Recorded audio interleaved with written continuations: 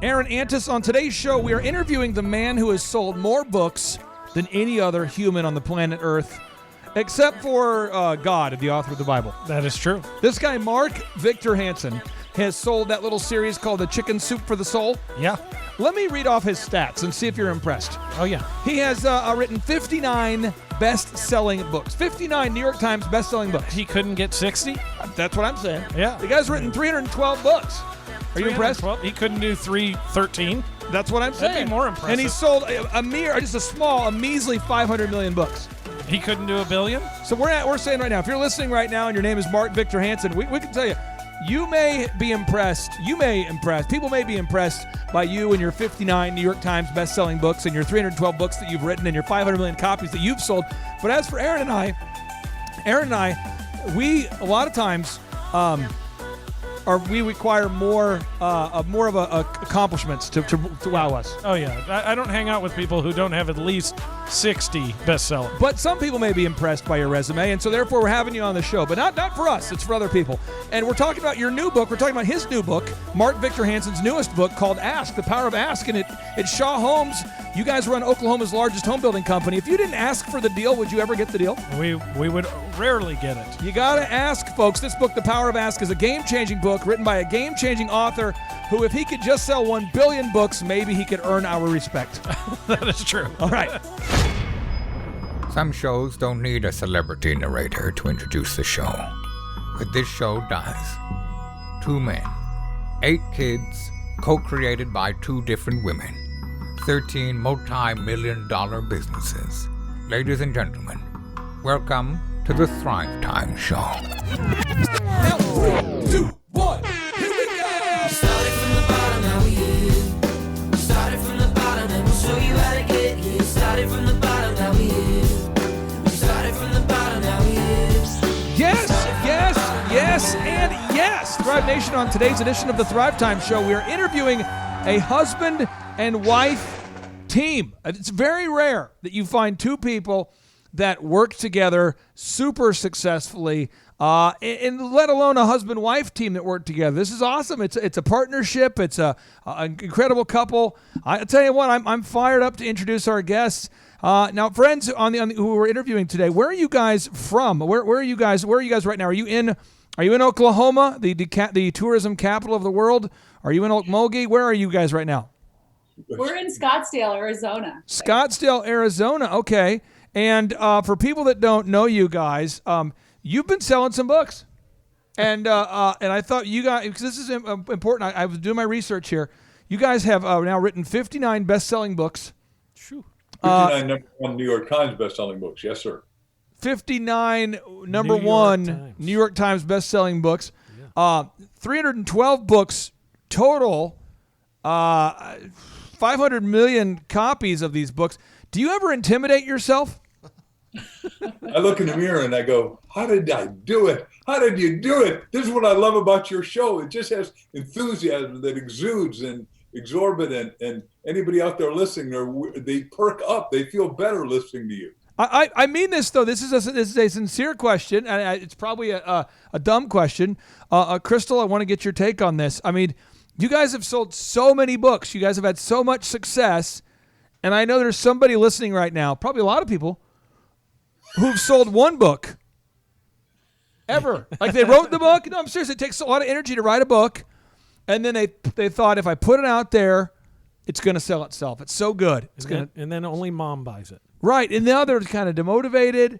Now people say, well, can I get a copy? And they go, no, I never wrote a book.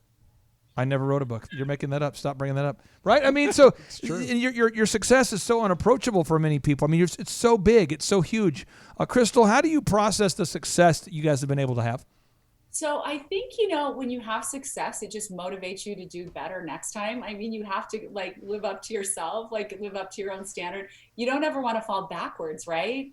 So you want to do ever better things. And so we always challenge ourselves. It's one of the reasons we wrote the Ask book, because we sit down every day and ask questions like, how are we going to do something better? How can we, create something that blesses the world even more than chicken soup for the soul? Because it's crazy how many people walk up to Mark and go, you changed my life. That book changed my life.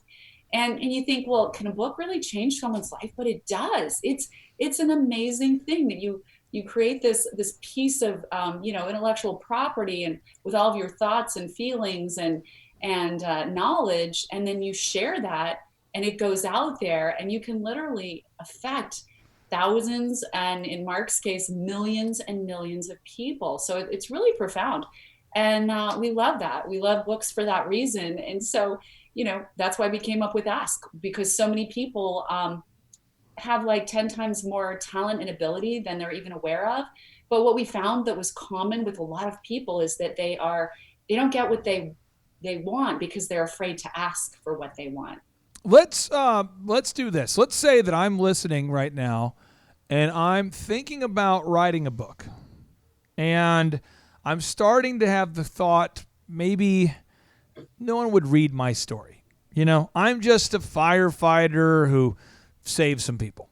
I'm just a mom who intervened and helped that person save that life. People have these thoughts, even though it's profound things that people do, they start to minimize it. It's like, I'm just a former professional athlete that never, and then we start to minimize the profundity of our lives we have. What would you say to somebody, and I'll go back to the wise one. I might not even ask you a question, Mark. Mark, we'll just mute you. We'll ask her questions. Okay. No, but I mean, if there's somebody out there that is, wanting to write a book and they're having that self-doubt, what would you say, Crystal?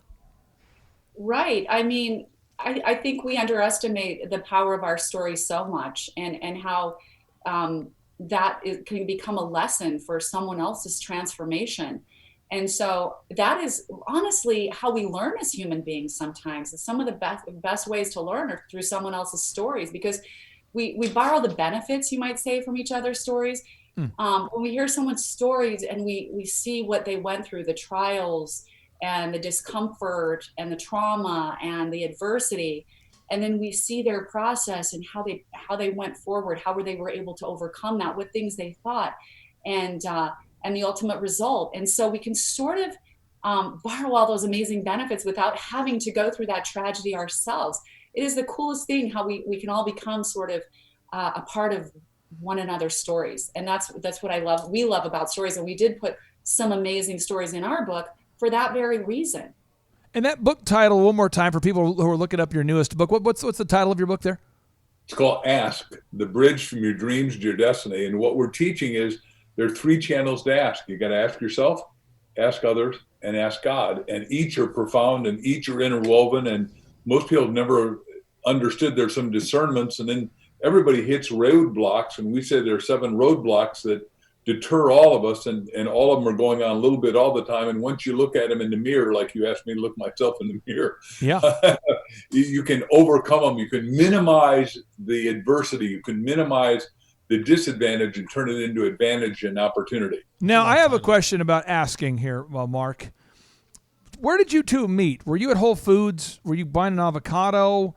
And then how did you ask her out? What was the move? Did you do like the move where you kind of, hey, Crystal, or hi, what's your name? Was it nervous? Was it like Garth from Wayne's World? Was it an awkward thing? Did you have a pickup line? Did you have a referral? Did a friend refer you? Did you have one of your author buddies connect you? Were you on Love Connection? What happened? How did you meet her? I was doing a seminar called Author 101. It was late at night, the VIP on a Saturday night, about 9:30. She was over in the corner, and I had a throng of people asking me every question about how to write a book, because that's what I teach. I wrote a book called You Have a Book in You, as you know, and you can go to our website, HansenInstitute.com, and get one if you want, inexpensively. But the fact of the matter is, she was over on the other side. Somebody spilled a glass of red wine all over her white pants. That is a shady move. I've never heard the spill white or wine on her pants move. I've never heard, hey, that's a pretty shady move. Did you organize that? Did you say, hey, spill this wine on her pants? By the way, if I'd been smart enough to do it, I would have paid somebody $100 to do it. I think it's okay. I went over, grabbed her hand and said, I think I know where the club soda is. I work this hotel all the time. Yeah. We can't let that stain your pants. Then after we got rid of the club soda, I said, if you're as hungry as I am, can I take you to dinner? And she said, yeah. And I said, we can't stay here. There's 1,000 people that want 2 minutes of my time. Can I take you off property? We get off property, and I think you will appreciate, we get to the top restaurant in Hollywood. There's a line of 50 people. $100 bill wouldn't get me in. And we go up, and because she is so glamorously beautiful, the guy looks at her and says, "Okay, I give up. Who is she?" And, prudeness just pours out every pore of my wife's beingness. You'll have to look at her online to see that. Did the date go well? Was it an awkward date? Did it go well? I just want to know, because again, they were talking about asking. He asks you out. Did the date go well? It actually did. It was really amazing. We sat there and, we started talking. It was sort of like we'd known each other forever. It was very, very interesting because I'd been recently divorced and I wasn't really interested in dating yet. Yeah. And so, in fact, I made a commitment that I was going to wait till the end of the summer because I had my whole summer planned with my kids. And that time we spent together was so amazing. But I told him, I said, I'm really not ready to date yet. I've got my whole summer planned with my kids. He's kind of checked with me at the end of the summer, but I won at the seminar. I won Get Your Title Picked with Mark. So he had a reason to call me. So then he called me to help me with my title because I won the drawing to get my title picked. And we started having these conversations by phone, like all summer long. And it was a cool way to get to know each other because there was none of that stress of like, where's this going? It was just like, who are you? Tell me more about yourself. And we'd get into these amazing conversations. I'd be sitting outside after the kids were in bed or whatever, looking at the sky. And we just started to feel this amazing connection. And so at the end of the summer, when my kids went back to school, we started dating and never stopped. Now, okay, I promise this isn't all about your personal love life. I have questions I have to ask you as we're talking about the book Ask. There's somebody out there that, Mark, they get nervous, whether it's asking somebody out to on a date after spilling on their pants. But by the way, Thrivers, write that down. That's a move. Look for people that you like who are wearing white pants. Carry a bottle of wine at all times. Make sure it's closed. You don't want to get arrested now. And then you just, I'm sorry, and then, it might. That's a move. That's I didn't expect. That's a move. I'm gonna try that. The old white pants spot wine move. Okay. So, but they get that fear, and they're like, I want to apply for the job. I want to ask this person to be on my show. I want to ask for a different schedule at work. I want to ask for the sale. I want to, and they just, and they've read "Have not, ask not." The Bible. You have not because you ask not. They've, right. But they haven't read your book yet. What is that, and how do you deal with that? How do you deal with that fear of asking?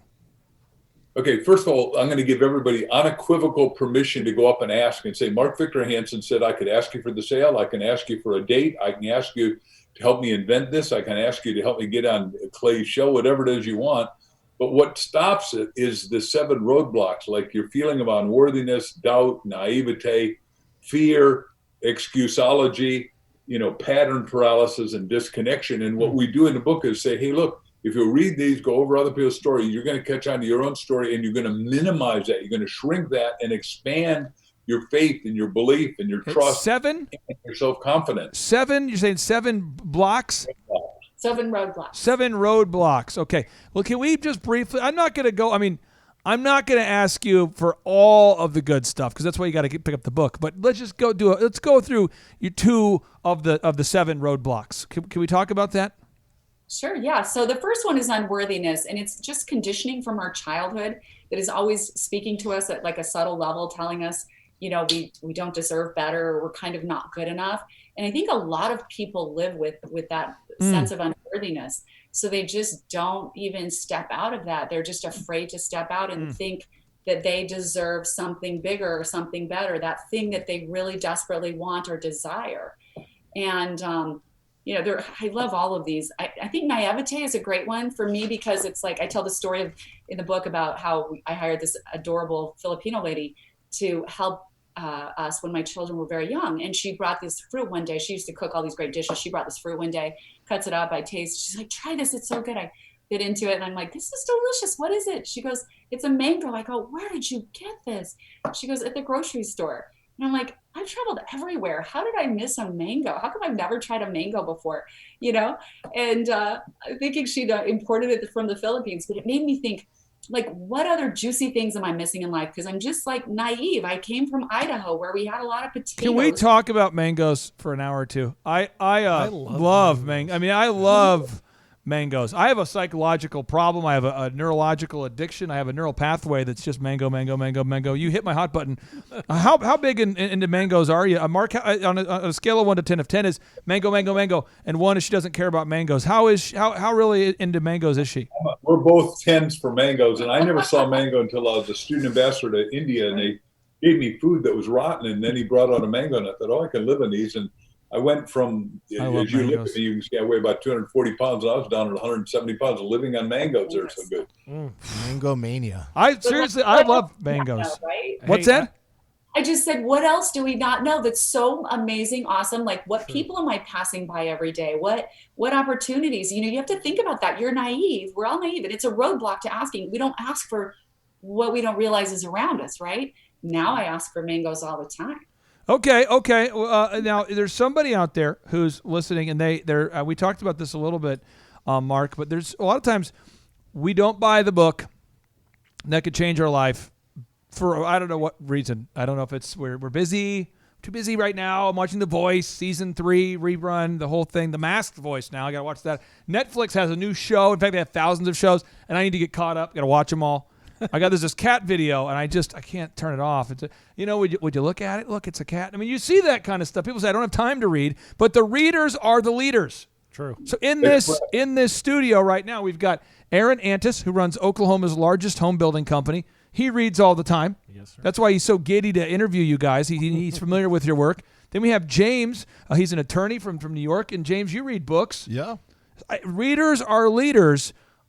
Somebody out there is going, well, should I invest the $25 to buy the book? Mark, what would be your take on this? What kind of value can someone get out of your book? Well, first of all, it's going to transform their life, like Crystal said, from adversity to advantage, from lack to lots, loads, abundance, and plenty. So what we're asking them to do is, look, go to your phone and text Ask 101 and then the numbers 26786, 26786. Can you repeat that like maybe 3 times? Because somebody was driving their car, and they're having like a moral dilemma. They're having some cognitive dissonance. You know what, Aaron? You've seen that. You're listening to a show, and you're like, should I pull over? And then so they're give them time. Okay, Aaron, someone's putting on their signal right now. Yeah. They're getting ready. They're pulling over. They're in the shoulder. Boom, boom, boom, boom, boom, boom. Okay, they're in their shoulder. They're there now. What is the message? What number do they text it to?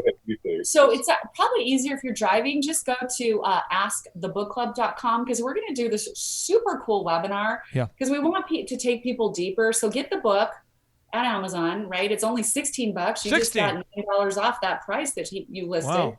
And so it's only $16. But after you get the book on Amazon, Ask the Bridge from Your Dreams to Your Destiny, go to, just remember, Ask the Book Club, askthebookclub.com. And we are going to send you a free invitation to this super cool webinar, because we want to take people deeper into this asking journey, because it is such an amazing place. Because when you start asking yourself, asking others, and asking God, it is like everything starts to be revealed to you. Do you guys live in Arizona? Yeah. Yeah. In the Phoenix area, Tucson, or do you kind of undisclosed? Scottsdale. What's that? Scottsdale, sir. Scottsdale. Okay. And why do you call Arizona home there? Why have you chosen to live there? The desert is the most exquisite. There's only 4 kinds of places. You're either an ocean person. We used to live in the ocean in California. Really? Before it went crazy. And I think, knowing your show, it's gone a little, the traffic's a little obtuse, and a few other things have gone obtuse and sideways. And Arizona is exquisite. It's beautiful. It's pristine. It's empty. It's the same size as Israel. And the people here, we live in what is called the friendliest city in America. Now, you may believe that your city is, but ours is. I'm going to ask you to apologize. Wait a second. I'm going to call up Jim Stovall, and he'll come in and blind beat you up. Now, real quick. We'll kind of town hall. We'll let Aaron Antis and James ask you some questions. I know that you're probably living in the wrong state right now. Have you been to Oklahoma? Oh, I love Oklahoma, but as a matter of fact, she has not, but I've been there a bunch of times. You haven't been to Oklahoma? What do you know? You've not? I have not been to Oklahoma ever. Okay, first off, when you get here, we're going to take you on a sod farm tour. It's amazing. The sod farms are amazing. Green side up. That's the tip. Green side up. Always put. Unbelievable. We have more churches than anything. Everything's a church. Church. So is that a gas station? No, that's a church. So everything's a church. Yep. Is that a KFC? No, that's a church with a bucket themed sign. That's everything. There's churches everywhere. You got the salt, and we're into freedom. That's true. It's a free place, and we have a lot of entrepreneurs here. So we got to get you guys to Oklahoma at some point. Aaron, what question or questions would you have? Have Aaron's company hire us and come out and talk. He's the biggest builder. It's the least he could do. Come on, Aaron. There you go. Look, see how he just asked? That was great. Wasn't that subtle enough, Aaron? I saw you last time on the show. I don't know why you don't show. You're a handsome, good-looking guy. More business than anyone in Oklahoma. I loved your song, Oklahoma, by the way, when I memorized it at 9 years old. Really? Oh, yeah. Yeah. And the guys who wrote it never were there. No. That's true. You're killing my joy. First you say your state's better, then you tell me the guy who's saying the song didn't even come here. My mind's rocked. Aaron, I ask you, what question do you want to ask about the book? Ask. Awesome. You guys, thank you so much for being on the show today. And my question for you is, for years I've been saying to myself, there's a book in me. So obviously I need to go pick that up, and I need to read that, and I need to go ahead and write your book title, Smoke Your Way to Thin, had a lot of traction. Yeah. Smoke my way to the thinnest you can be. I don't know why you didn't really just get a take lot that of down the traction. runway. But no, I mean, so if, there's so many different directions to go. And I'm wondering for you, having 59 New York Times bestsellers, and you've written 312 Not books. 60. I'm not impressed. Yeah, and you've sold over 500 million books. How do you know when what you've put together as a book is going to be a hit? Does it sometimes surprise you, or is it like every time you have one that ends up on the New York Times bestseller list, you're like, yeah, we knew it was I think he's passively aggressively asking you, Mark, why all 312 of your books are not New York Times best-selling books. I think that's what he was doing. It's kind of a personal jab based upon your downing of our state. No, he's 59 ahead of me at this point, so I don't think I have the right to ask I'm that. just fishing for controversy. My bad. All right. I will take it both ways, but we're number one in a lot of places that you guys haven't been. Probably like Vietnam, we talked to 10 million people, and we've been there twice because we're trying to keep them capitalistically capitalist. Love it. And that's a hard job because China's wanting to come in, as you guys well know, wanting to make them communist. So in answer to your question, I would love to help you personally, Aaron, because you're such a divine sweetheart of the universe in a state that has more churches than maybe all of America combined. We would gladly help you, sir. Just give me a call. Thank you. I appreciate that. Now, okay, let's talk about your state's the size of Israel, you said? Yes, sir. Yeah, only 5 million people here. It's an empty state. Okay, so in terms of the number of people, it's the same size, right? But not physical size. No, physical size. Physical size is the same, but not the population. What's the population of Israel? 6 million. 6 So million. they're a little bit bigger. Yeah. I'm not trying to paint you into a corner about Israel. I'm just obsessed with Israel. You say that. This is I great. love Israel. You're talking about mangoes, Israel. This interview can't stop. When you guys are done and we get off, I'll still be interviewing you. Okay, so Aaron, what's your next question that you have maybe for Crystal here? By the way, I told Crystal that you guys are the best interviewers on the planet. Well, oh, wow, that's a high standard right there. That's good. Folks, we have paid him to say that. We've paid him. No, we haven't. We haven't. The check bounced. We wanted to pay him, but the check bounced. Okay, Aaron, what's back to you? Okay, so Crystal, since you've been married to Mark, obviously you've gained probably a lot of insight into what makes him tick. So with all these books, what is the driving force behind you guys, and especially behind Mark, and what's making him just have this desire to continue to pump out books? Is it just a love for humanity that he wants to help people? I mean, what is that driving force for you guys? He wakes up, I'll just speak for Mark for a second, but he wakes up every day excited to create something new. And I feel like, I know for sure Mark will never stop. Until his last breath, he will be creating and helping influence people in a positive way. That's just his sort of his lifeblood. He wouldn't be happy. Retirement would be so depressing for Mark. He doesn't golf. And so part of his fun and my fun is to be creative. We're both that way. So it makes it really nice because we both love to be creative. We love to touch people and help them in their journey. And we feel like God has blessed us in a lot of ways to be able to get insights and and come up with things that are really, can help people. So if you have that ability, you should share it. You should share whatever it is you have, that can be helpful to someone. And we feel like that is an area we can be helpful and make a difference. And that's super fun for us. It's just part of who we are. Yeah. I cannot celebrate the idea of asking enough. I don't have the words in my cranium to articulate how important it is, but I see it all the time. Yeah. Aaron, we were asked recently to go speak at that event in Nashville. Yeah. And Roger Stone's there. Yeah. That's how we're meeting people like Lynn Wood or Roger Stone. And these people at the top. You get to the top, you find the top attorney in America, the top PR guy, the top political guy, Wolfgang Puck, these kind of people. The people we've had on our show. These people are not afraid to ask to be on our show. True. I mean, these people, I don't know these people. I mean, I'm glad I know these people. I know them now. I feel like Roger's a friend now. Roger's coming to Tulsa. Roger's coming to Tulsa. Roger Stone is coming to Tulsa. Yep. So Roger Stone's coming to Tulsa, and Roger, he's he doesn't mind asking, hey, can I be on the show? Yeah, he's very bold. And then Lynn Wood doesn't have a problem asking, and you see the Wolfgang Pucks, the Sharon Lecters, you see these people. A lot of the books that people have read, Rich Dad, Poor Dad, Sharon Lecter co-wrote that. These people will say, can I be on the show? Yeah. And they don't have a phobia, and they're not mean, they're not disrespectful, they're not braggadocious. And so I want to get your thoughts on this, Mark, and then maybe Crystal, you can one up him with something. There's people out there that are classy, that are really kind, and then there's me. I'm kind of assy. So I just is that the polarity, classy and assy? That's cool. it's just like the C and the L. And he's the A. missing the first two letters. So what I do though is I just don't care, and so I grew up. I stuttered as a kid. And I got made fun of relentlessly, and I finally learned to talk. I was going, I've got some things to say, but I just don't care. I know a lot of entrepreneurs I've met tell me they went through a lot of adversity, and now they just don't. Rejection doesn't bother them. It's like a BB hitting a battleship. Bing, bing, bing. And there's other people who are super compassionate, and any rejection at all, it's like the BB hit the battleship, worked its way in through the secret door, Aaron. Yep. It rolled down the deck, somehow messed up the nuclear energy system, poof, blew up. Yeah.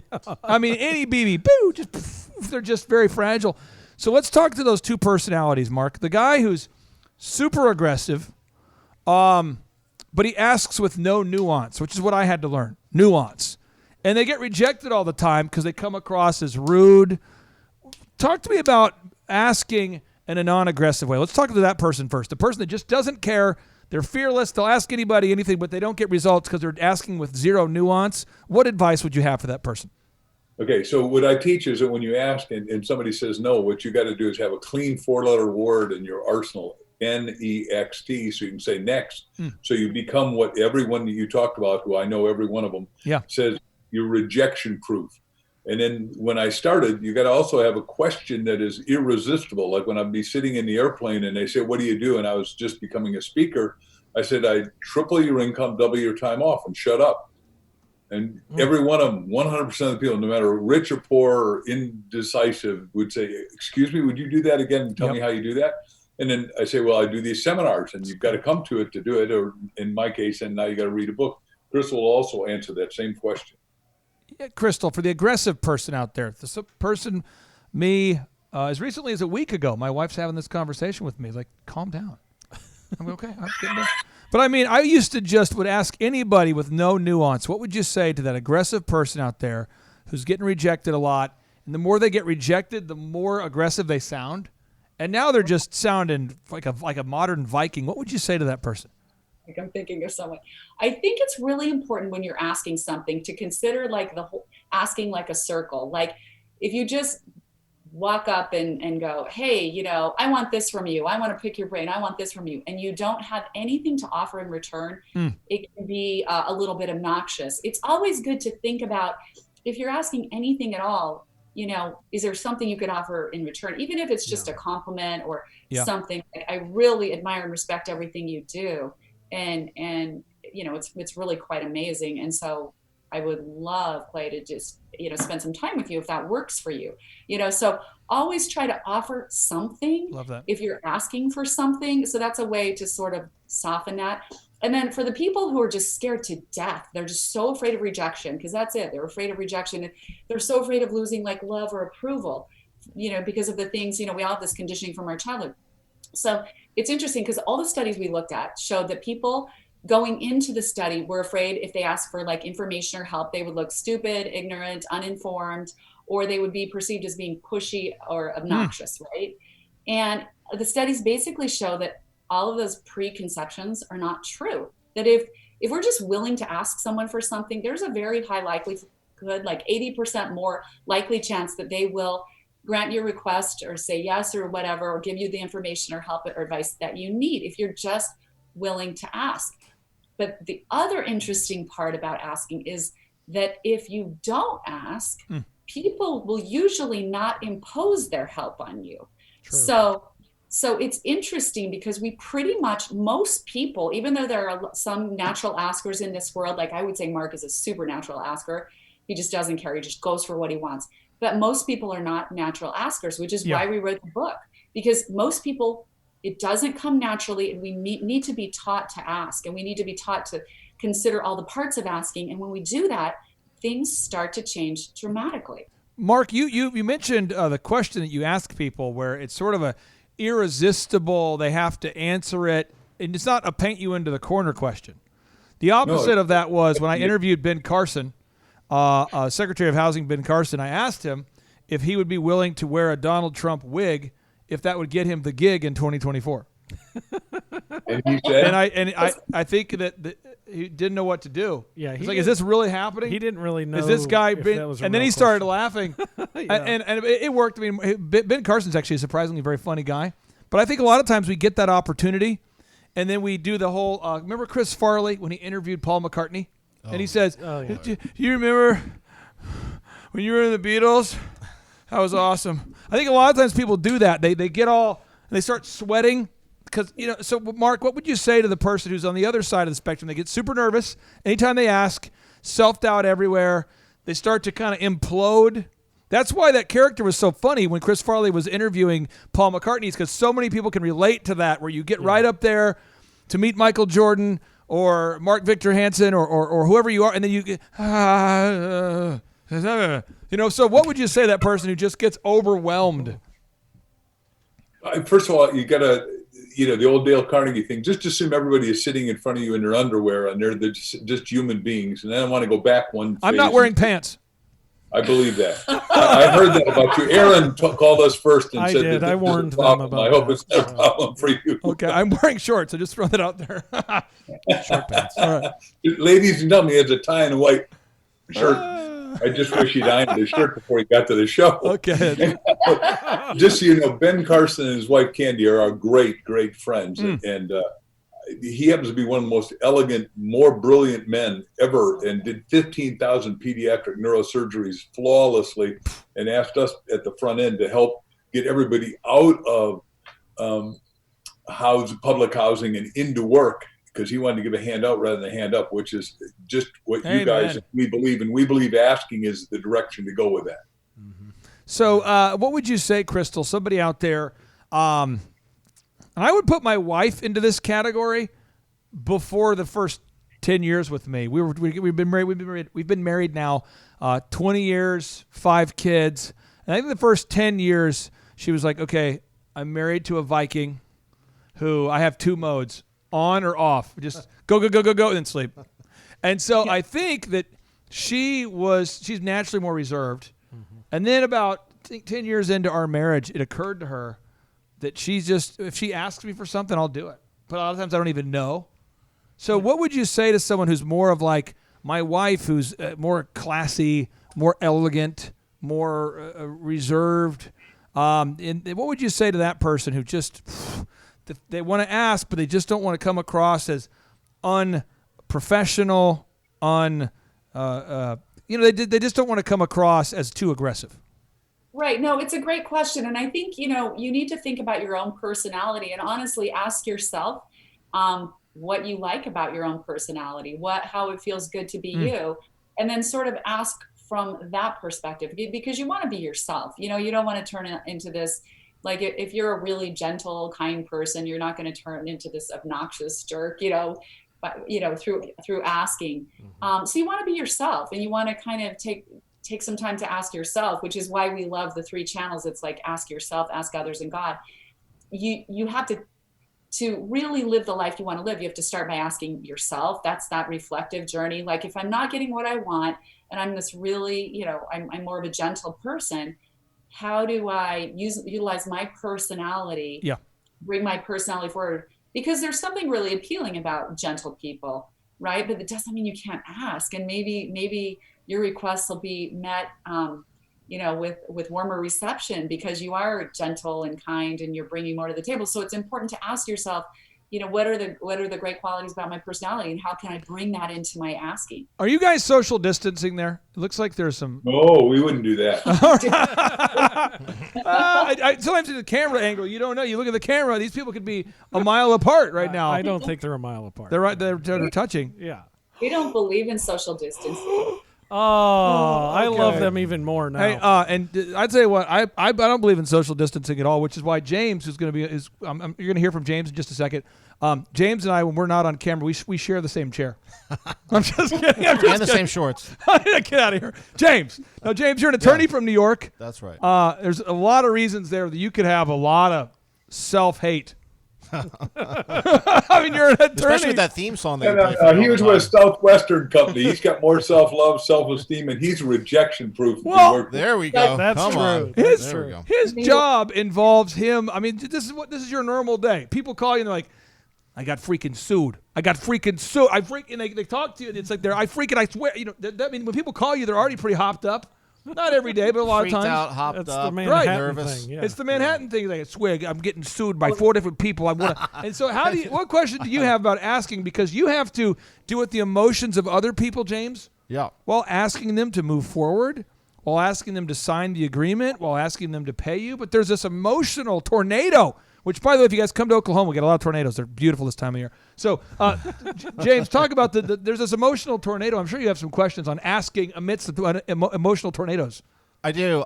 So Scottsdale, beautiful place, amazing, gorgeous. I got married at the Four Seasons in Scottsdale at True North. Really? And Beautiful.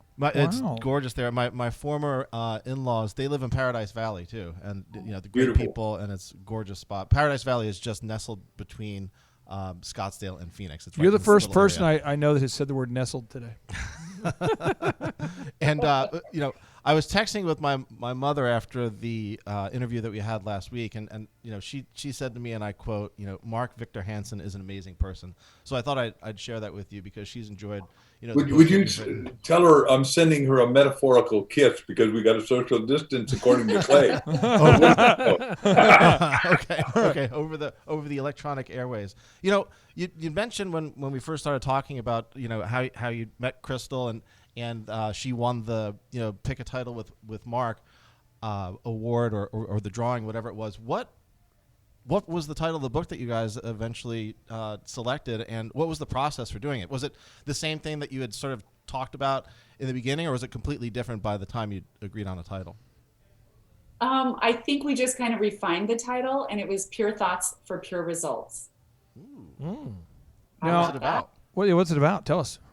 Well, it's the transformational. So I had my coaching practice in Scottsdale at the time. Then I ended up moving to California for 8 years after Mark and I got married. But it was about all the amazing transformations my clients were having. Yeah. Because I would have people in who had been depressed all their lives, had terrible anxiety. And I would do, just this whole protocol of stuff. I use like coaching, emotional freedom technique, a little bit of hypnotherapy, guided imagery, visualization, to take them through a process and just to neutralize all that mind garbage, what I call messy thinking. Mm-hmm. And so messy thinking, we thought, that we came up with pure thoughts for pure results. So I want to go back, if I can, back into this dating rabbit hole that no one wanted to go down, but I want to go down that again. A guy I know, his name is James. Okay. Is he's a single man, And the problem is when you're a single successful guy north of 40, if people they see he's an attorney, he's making some money, and people this is true. This is real story. And it's not about you. Don't be selfish. This is about other people. There we go. But anyway, so they're making some money and they're trying to date later on in life. You guys dated after you were, I think Crystal turned 24 yesterday, so you guys are later in life. But no, you're dating, and a lot of people they're going, I don't want to. I have a successful company right now, and I don't want to date the wrong person. Don't want to marry the wrong person. And I'm always telling James, I'm really lucky because my wife and I share the same values, and so as we get older, we just get closer to each other. We're not like drifting apart. Right. What advice would you have for my friend James, who's an attorney from Manhattan, but not this James, or people out there who are dating, and people are pursuing them because of money, or you know what I mean? And you're trying to sort out: is this person on my team? Are they not? Is this the kind of person I want to be with? Do you guys have any dating advice on a serious level? Because a lot of our listeners, Aaron, you know this. That's true. We went out to dinner the other night, and I think most of the people we were with had been remarried. Yep. And they were all great stories about marriage. Two was perfect. Yeah. But marriage one, it was like, nah. So I'm just wanting to, maybe you guys could speak to that. Well, I'd never heard it called marriage one, but that's a learning curve, right? Marriage one. And so I went through marriage one, got divorced, had for a long time and very painfully. So I wrote down literally 267 things I needed in my ideal woman. Whoa. First one was what you said. We had to have exactly the same values. But then on that, go deep. We had to have the same spiritual values. We had to both say we're going to be monogamous forever. We had to both want to travel. If we had kids, which we both did, the kids had to like each other and get along, because otherwise that's dysfunctional to the max. So we went through, had to have a great personality, had to love to exercise, love to take and believe in nutrition and nutraceuticals and all that stuff. We believe, because I plan on living to be 127 options for renewal, and I want her with me the whole long shot, right? Even though, like, you think she's younger than I am, and that's true, she is. Do you still have that list of 267 items? But she also had to have her own money. In answer to the question that you're really asking, is she had to have her own business, her own interest, because I don't want anyone marrying me or James for his wallet. Yeah. Well, so do you still have that list of the 267 items? Yeah, we published it actually in the 20th anniversary issue of Chicken Soup for the Soul. And it says, how to find your soulmate. And what we got is a higher iteration of that called a twin flame. Like if you have two lit candles, put them together, it exponentially jumps eightfold. What are your thoughts on the Bengals hit song "Eternal Flame"? Good. I love it. When I was dating my wife, she left me a voicemail of her singing that on my voicemail in college. No, she did not. Did she? She did. You still have it? Wow. I love that song, though. It's so sweet. Did you guys play it at your wedding? No, we did. This is a fun story about the wedding. My first big business I built was one of America's largest wedding entertainment companies. So we did like 4,000, if you can believe it, 4,000 weddings per year. Entertainment for 4,000 weddings. The company was called DJ Connection. And so my wedding, it was like every aspect of the wedding was a laser show. Like we had the best turntable guy. We had the best rapper. We had the best. It was like a hype man rapper. It was crazy. It was crazy, like a laser show. And we danced until our brains exploded. And even though I like Eternal Flame, there really wasn't a slow song. It was just like, we were 20 when we got married. And I remember the Holiday Inn security people called me at 4 a.m. and they said, this is all pre-Christ, by the way, folks, pre-Christ. They called me, Mr. Clark, your groomsmen and bridesmaids are in the pool. And I'm like, do they have their clothes on? They go, yes, all of their clothes are on, and they're in the pool. And I'm like, that's them. So we had a little bit of a laser show there, but no slow songs at that one. But we have an opportunity to ask you guys. We'll give you the mic, and then that way you guys can drop the mic. You have the final word. We have about 1 million listeners a week who tune in. Most of which apparently can't hear the show, which is why they tune in. They just say, I don't know what this is. It's like an addictive ear thing, and the best parts of the show is when we're not on the show. We delete ourselves. They love that part. What do you want to say to the listeners out there who've just been beaten up by these podcasts year after year? Aaron, they've been listening for year after year. That's true. They've weathered the storm. They've put up with us for 7 years now. What encouragement do you want to say? I'll start with you, Crystal, and then we'll go to Marky Mark and the Funky Bunch. I just want to remind everybody that there is no mechanism that has the ability to reveal what is hidden, like asking. So if you're stuck, if you're wondering what to do next, if you're confused about anything in your life and you want this tool that's always, the path forward, get this book. There's nothing, no mechanism that has the ability to reveal what is hidden, like asking. And what's that? And what's the website? One more time. Askthebookclub.com. So get your copy and then go right to Ask the Book Club so we can send you an invitation to the event, because we would love for you to be there. Mark, do you know? I did mine already, Clay. You did already? Yes. I went to that website and I already filled it out. Thank you. See how fast he is? He's on it. I was 100% focused on our guests while you were online shopping. Okay. There's a new book title. It's called How to Not Buy Books While We're Focusing on Our Guest, Aaron. That's a book title you should read. Okay. Now, Mark, I'm going to ask you this. By the way, folks, if you're listening to the show for the first time, we typically buy the books of the author while they're on the show. So we do this. This is a tradition. That is true. Yeah. Okay. Do you know Mark Wahlberg, Mark? I know his name, of course. Yeah. No, I don't know him personally, but I certainly know his work. Do people call you Marky Mark? Were you the original Marky Mark? I was not. I was a rock star, actually. Originally, I started a group called the Messengers, which she said is prophetic of what I've become. Oh, wow. The Messengers? Wow. The Messengers. Is this a yeah. real thing? That's real? And I was inspired. When the Beatles came out, I watched them on Ed Sullivan. I called up my best little Scandinavian buddy, Gary Youngberg, and I said, we're starting a rock group. He said, what do you play? I said, nothing. What do you play? Nothing. I said, then we're qualified. He said, how can you say that? I said, look at Ringo. And turns out, Were you a drummer? Were you a guitarist? Were you a shaker guy? What? Yeah, bass. Bass? Yeah, but I was actually the leader of the band, and I could book more talks than anybody. I love selling, like you asked me the last time and this time. Yeah. I love selling, marketing, and building businesses, and loving writing books and selling more books than anybody. And the goal, as you know, is to sell 1 billion books, which nobody's done. And Ask is en route to doing that because it's the most transformative, unique book ever to help people get to their destiny. And there's every one of the million people listening right now. If you want to get to your destiny, the only way I believe you can do it is by getting a copy of the book and go over every question in the book with somebody significant to you, your spouse, your business partner, your mastermind partner, your church member partner, whomever it is. How do you how did you go from being a musician to an author? Because I think that's a powerful idea. You changed careers. Mark, how did you do that? One of the band members, that guy Gary's, the star. I said, "What happened?" He said, "The star rose in the east." My girlfriend, who became his wife, got pregnant. They're still married 50 years later, and I said, "Oh, well, that means I better go to school then." And I went to school and got addicted to a brilliant guy named Buckminster Fuller, and I saw he'd written 40 books, and I said, "I want to grow up and write books and talk. This is the coolest. I want to talk to people that care about things that matter, that would make a life transformative difference." And I've spent my full life doing that. Where can we hear your music?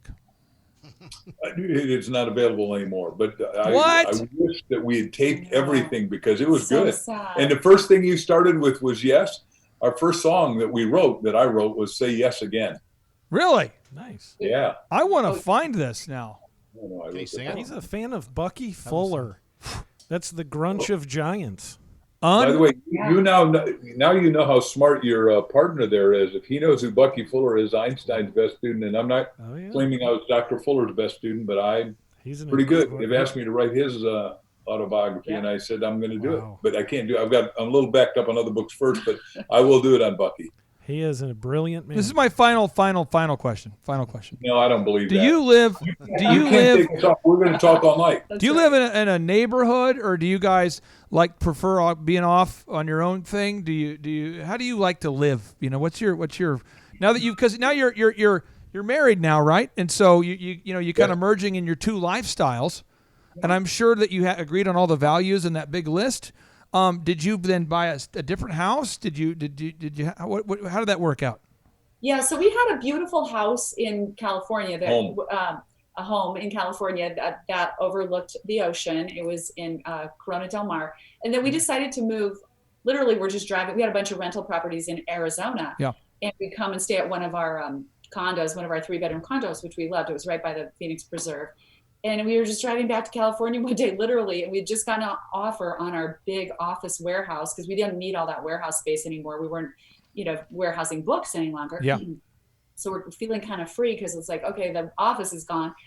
And I looked at Mark and I had this dreaded feeling driving back to California. I'm like, I don't want to go back to California. I want to live in Arizona. I thought he was going to think I'm nuts. And he goes, seriously, honey, me too. I don't want to go back. And we're like, and people thought we were crazy. You're going to leave Corona Del Mar? Why? It's up. We're like, we can't tell you why. We're just like, we're kind of just being led out. I don't know why, but we were glad. Our timing was perfect. Yeah. It was 2017. So we found gorgeous house here, lived in our condo till we did a little remodel on it. But we live in a community that has what's called a lot of NAOS, which is a lot of natural space, but it's a neighborhood. It's a gated neighborhood with a guard. So we feel safe. It tucks right out into the, this McDowell Mountain Preserve, which is, I think, the largest preserve in the country. I asked that because I'd always heard you were from California, and I was just kind of curious about that. That's folks. We were there.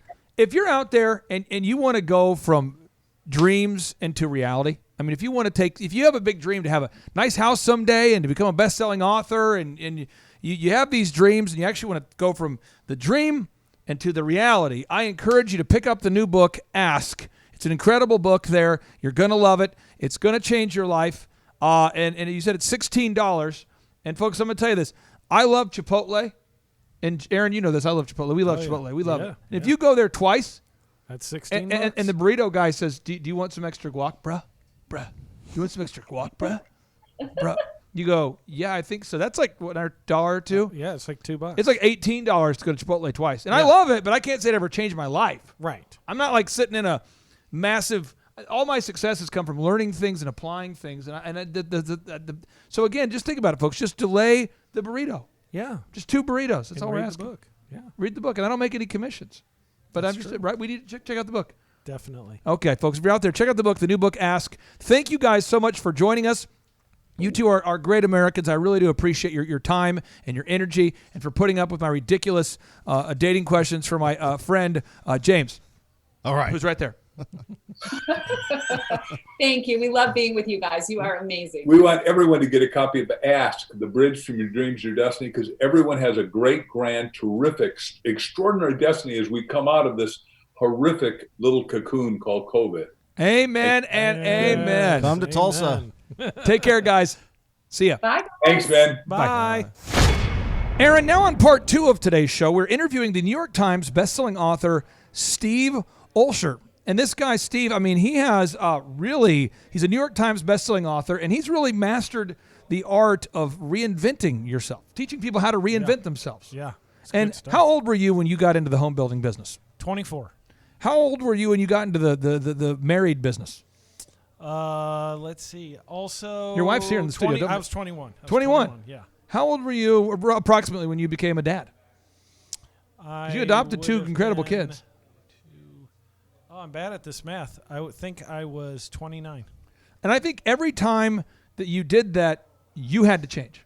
Absolutely. Your wife had to change. You had to, you went from being the Domino's pizza guy to the home building guy. Yep. To the Bible college guy, Yep. to now as you're running Oklahoma's largest home building company, now in many ways you're a leader to people in the industry. I mean, we have these different hats we get to put on in life, different roles we have to play. Yeah. But if we're not careful, what happens if we don't know how to reinvent ourselves? What happens? You get stuck in a rut and things don't change, and you're kind of sitting there going, is this the life that I wanted to live? And then you end up living in a van down by the river. And that can happen too. So on today's show, we're going to interview, we just interviewed an author who's sold 500 million books, Mark Victor Hansen. And now on part 2 of today's show, we're interviewing Steve Olsher on how to reinvent yourself. I encourage everybody out there, do your research, type in Steve's name. It's Steve, S-T-E-V-E, last name, Olsher. It's O-L-S-H-E-R. And if you go to his website at steveolsher.com, you can learn more about him. But I think this idea of reinventing yourself is a powerful idea that somebody needs to know. And I hope that this show blesses you. And now without any further ado, we're on to part 2 of today's edition of the Thrive Time Show on your radio and podcast download. And now we are interviewing a man. Whoa. A man who has appeared on the Huffington Post, on Founder Magazine, CNN. He's a very in-demand media guest, and through a series of poor life choices, he has agreed to be on the Thrive Time Show. Steve, welcome on to the Thrive Time Show. How are you, sir? Yeah, well, I think I've hit rock bottom. I'm good. All right. So I got to ask you, where did you come from? What's your background? I know you've had a lot of success now, but what was your background? Oh man, where do I begin? So started out actually way back in the day as a DJ, but not radio DJ. Although I would have loved to have done that at some point. I think radio for me has always kind of been one of those holy grail type of opportunities. But I actually went the other direction in terms of spinning music and just taking on the club scene for a number of years. I opened up my own nightclub when I was 19, and since then it's really just been off to the races as an entrepreneur, and got involved in the online world really early, around 1993 with CompuServe, and ultimately built and sold liquor.com, and now I'm doing everything with podcasting. So let's talk about, there's so much you just said there. So you were a DJ. How long were you a DJ? I was a DJ for about 8 years or so. What did you like most about being a DJ? I got to tell you, man, for me, because it was always, music driven, and music's always just been a part of who I am, and it just puts fire in my soul. It was just something about finding the right record to play and just getting the crowd to really move when you drop that track. And I don't know, there's really nothing else quite like really trying to gain the pulse of where folks are at, and then playing the right music to support kind of that mood. So, I mean, that to me, whenever you get the crowd really jumping off of a song you drop, there's no other feeling like it. I can relate to that. Before I sold the business, I grew a business called DJconnection.com. It was one of America's largest wedding entertainment companies. So we would do about 4,000 weddings a year. And there's a certain magic there when you get the crowd rocking. I mean, it's a certain energy. Now, a lot of people get stuck in a career. Once they become a good DJ, they kind of get typecast as a DJ. Maybe they're a good plumber. Maybe they're a good whatever they are. They're good. You said you got into the internet pretty early with CompuServe. What did you do with CompuServe? So I was one of those people that went into the grocery store, much like perhaps many of you, and you saw the disc and you went, what the hell is this thing? AOL, Prodigy, CompuServe, all that stuff. And they were talking about this ability to connect with people online. It was just like this really odd sort of period of time where it just, for whatever reason, just made sense to me that, look, I'm here and you're wherever you are in the world, and perhaps there's a way for us to communicate. And so I was drawn to the online world really, really early, and just felt like, just like you can do with the podcast, right? I mean, you can reach almost anyone, almost anywhere, at almost any time, just by putting up that MP3 file. That's how I felt about CompuServe and AOL and Prodigy and a lot of what they were doing. And ultimately, we chose to ride the horse that was CompuServe, and we launched a store on that. They had what they called their electronic mall, and that electronic mall gave us the opportunity to sell our products, which at the time was wine and champagne and spirits and gift baskets. Now, so you grew that business, and again, what was the website domain for that business before you sold it? It eventually became liquor.com when I bought that domain in 1998. I'm not going to ask how much money you sold it for, but when you sold it, was your mind blown? You know what? It's interesting, right? So I actually would have made more money if I just sold the domain by itself in terms of actual net profit to me. And I had an offer for somebody was going to buy the domain for $4.25 million, and I signed the contract and we were ready to sell it. But the guy made the first few payments and then bailed on the rest. So unfortunately, I didn't see all of that money. And at the end of the day, when we ended up selling the company as a whole, because I had been diluted after raising round after round after round of capital, I actually would have made more money if I had just sold the domain out of the gate. Really? Now, you didn't get stuck, though. You kept reinventing yourself. I want to get your thoughts on this. For people out there that get stuck, people get typecast as a DJ, or the guy who built the website who diluted himself through funding and then didn't quite get the big payoff. And we can get stuck in that role as I'm a bad manager, I'm a bad sales guy, I'm not good at whatever. How do you reinvent yourself?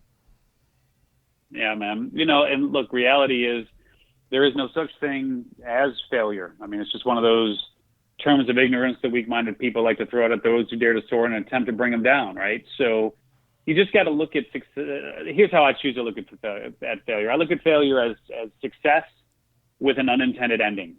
And the reality is you're going to have a lot of unintended endings, whether it's in your personal life or in your business life. And ultimately, those unintended endings don't make you who you are. they're just simply a part of your story. They don't define you. And I think the more that we try to define ourselves by our successes or our failures, the more frustration we're going to endure. And so for me, I just look at it as gathering data. And so at the end of the day, our job really as human beings is just to gather as much data as humanly possible and make the best decisions we can with the data we currently have. Now, tell us about Podcast Magazine. For people out there who are not familiar with Podcast Magazine, what is Podcast Magazine? Yeah, so we started Podcast Magazine just over a year ago now, and it is really designed to help those who love podcasts and podcast culture and the world of podcasting to get a much better and deeper understanding of the medium. And we go beyond the microphone with people that you've heard of and you know their names and you probably listen to their shows. And we introduce our readership to dozens of shows in every issue that you probably haven't heard of and should be listening to, right? So for us, Podcast Magazine is really all about doing our part to elevate the industry as a whole. And if you think about it in terms of what Rolling Stone did for music or what Sports Illustrated did for sports, those are pretty analogous to what we're doing with Podcast Magazine. And who are some of the people that you've featured in the past or interviewed, just for people who maybe aren't familiar with podcastmagazine.com? Yeah, sure. And so it is a digital magazine. It's also a physical magazine. And we have sat down with people like Adam Carolla and Dave Ramsey and Katie Couric and Kim Commando and Hal Elrod and Jenna Kutcher and on and on and on. So it runs the gamut of people that have household names and of course people that are going to be household names. So over the past year, I think we've featured over 3,000 podcasters in this last year alone. So what do you think prevents people from living a life of happiness? What do you think keeps people from living a life of happiness, fulfillment, and purpose? You know, it really boils down to being able to answer the fundamental question of what is your what. I know a lot of people talk about your why, but I wrote the book, What is Your What, in 2013. And in that book, I had talked about how we're all naturally wired to excel in very specific ways. And the fact is that your DNA is different from mine, is different from everyone else's on this planet. Yeah. And there are certain things that you are able to do that comes as naturally to you as breathing. And so you have to get clear on what your core gift is, the primary vehicle that you will use to share that gift, and who the people are that you're most compelled to serve. And it's those three pieces of the puzzle that make up the what is your what framework. And once you're able to solve for the equation and be able to answer the question of what is your what, it truly makes all of the difference. Now, Aaron Antis just stepped inside the studio here, Steve. Aaron Antis, he runs Oklahoma's largest home building company, ShawHomes.com, with his brother Joe and a great team, Mr. Shaw and Chuck Ramsey, a great team there. And when I say he works with his brother, really, Aaron does 0.5% of the lifting, and Joe Antis does the rest of it. That's true. And no, but seriously, it's a great team, great organization. But you reinvented your life. What age did you figure out the home building industry, Aaron? 24. 24. Yeah, I went from age 13 up till 24, completely trying to crash the plane as much as possible. I was doing everything I could to just run it right into the ground. But how many beers were you drinking per day at the peak of your bottom? I was somewhere around 20 per day. Every day? 7 days. What was your brand of choice? I didn't care. Really? Beer. Skunky beer. You'd do it. Okay. I would do it. So, so you believe in reinvention. So what question do you have for America's reinvention expert, Mr. Steve? Yeah, so I think it's really interesting that you're asking the question, what is the what? Because I do focus a lot on what is the why, or what somebody's why is. So what do you think is the thing that stands in the way of reinvention the most for people? Like, I've seen a lot of people that come through our group interviews, and they're coming in, and they might be at the 30, 40 years old, whatever the age is. They just are continuing to plod ahead down the same path that they've been going down, and they don't they don't really go looking for reinvention. They just look to kind of restart the same thing they've been doing. So what do you think is that ingredient that sort of stands in the way of the reinvention? Yeah, I mean, look, great question. And let me unpack that just a little bit there. So there, let me address the why versus the what. So the why, which is, I love Simon Sinek's work, and I've sat down with him and just really, a great guy, and love everything that he's doing around helping people figure out why they're doing what they're doing. In my way of thinking, your why is everything that is external. Like, you can choose your why, right? Like, you can choose to help people not have, like let's just say the situation in Austin, Texas right now, and everything that's going on over there. Like, your why could be to help those people because you don't want to see them suffer, right? So it's something that's external that drives you to do what you do. Your what is really that which was in your DNA. As I like to say, your what has chosen you.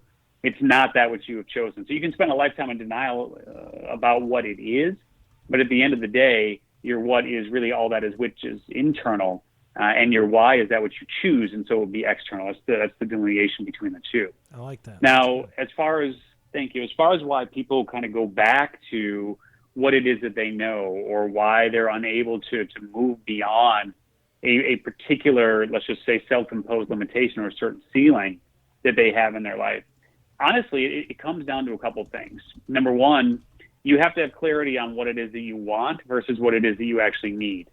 And most people just have everything that they need, and so they don't want any more than that. And so we can't knock people for not wanting more or needing more. Perhaps they have exactly what it is that they want and need in their life right now, and so they go to what they know, and it gives them enough to get by. And look, not everybody's gonna pursue what their what is and find that intersection of what they love, what they're good at, and what they can get paid exceptionally well for. They may just want to go do their 9 to 5 and get paid and go home and be with their family and call it a day, right? Yeah. So there are those people, and that's okay. At the same token, if there are people who are in that situation and they want to reinvent their lives and they want to do something more, they may just not have the tools that they need in order to get to that next level. And the reality is, you just will not grow beyond what you do not know. And so if you have the same teachers who have been teaching you the same things and saying the same things to you, as an example here, for the majority of your life, you're not going to be able to grow beyond those messages. If you have a certain level of skills that you've acquired and you have not yet sought out a different teacher to up-level those skills, you're going to remain stagnant. So it's a matter of making the decision and just saying, that's step one, right, is just making that decision and saying, I'm not happy with where I am and I want more. And as soon as that light switch goes on, it's really hard to turn off. Most people just don't ever turn on the switch. Okay, I got it. That is such an awesome answer. I loved that, by the way. I got to throw a follow-up to that. Follow-up. This is something that kind of disturbs me a little bit. Like, I get people that come in and, I hire in people on our sales team, and they're Steve, a little context for you. His company, Shaw Homes, has grown from a $24 million a year business to about $150 million plus in the last 4 years. So Shaw Homes is doing well. Back to you, Aaron. So I have a salesperson, let's say, that comes in to work on our team, and you were mentioning they have to, get in touch with what they want and not just what they need. But some people don't have a want and their needs are already taken care of. I want coffee. It's like the people who don't have a desire for more, I struggle to understand because I feel like it's the most selfish thing you could do is to only focus on what your needs are, because the reason you would want more is so that you can do something to help other people. So that mentality really bothers me. So how do you help a person like that to break out of the cycle of all I'm going to focus on is my needs and I don't see a want outside because it's not where I'm focused? How do you deal with that person? Yeah, and so from an organizational perspective, and it's just congratulations on your growth. I mean, how amazing is that? Yeah, thank you. So from an organizational perspective, sometimes the best thing that you can do is to enroll people into a vision that is much bigger than who they are on an individual basis. Yeah. In other words, if you can show them why their growth can have a meaningful amount of impact on, again, this goes back to the what is your what framework, right? Your core gift, the vehicle you use to share that gift with the people that you're most compelled to serve. If you can help them identify who the people are that they are most compelled to serve, and then launch an initiative that helps to support that goal, you then have the ability to basically enroll them into a bigger vision of themselves, because now it's not just about who they are, it's about the people that they're most compelled to serve, and your organization can help be the vehicle that serves them, right? So now the more that they grow, the more that they help others. And the fact that they're able to then grow into that bigger role and perhaps earn significantly more than they've ever earned in their lives, it doesn't necessarily have that same impact in terms of it just feels like it's all coming to me. Now it's as a byproduct of a much bigger initiative. That's a great answer. I really appreciate that. And I like what you said about finding out how did you word that? What is your core gift and the vehicle that you choose? So, So we're talking about the what is your what framework. So the book that I put on the New York Times list in 2013 is called What is Your What? Discover the One Amazing Thing You Were Born to Do. We actually give the whole book away for free at whatisyourwhat.com. So just, grab that. But it's the gift, the vehicle, and the people that make up the what is your what framework. And oftentimes people will go through their entire lives without having clarity on one piece of the puzzle, let alone all three. Yeah, that's good. Now, James, you are an attorney. You're right. a man who you moved to Oklahoma this year, and from Manhattan, and you've got a lot going on. Your business is growing. There's been a lot of neat things you've been doing. You're a guy who's been reinventing yourself at a certain age. How old are you? 48. 48. Okay. So, what question would you have for Steve as it relates to how to invent yourself? The reinvent yourself. Reinvent yourself. So the what, right? So what happens if there's a disconnect between what somebody's what is and what somebody's believes their what to be? I mean, how is the materials that you have? Like, for instance, here, I'll give you another. Okay. I'll give you an example. A 500-pound person wants to be a figure skater, something like that. The what. Yeah. The what. So how do you? But by the way, a 500-pound figure skater would make a lot of money. That would be very interesting, actually. Okay. I believe that's called hockey, actually. So. Okay.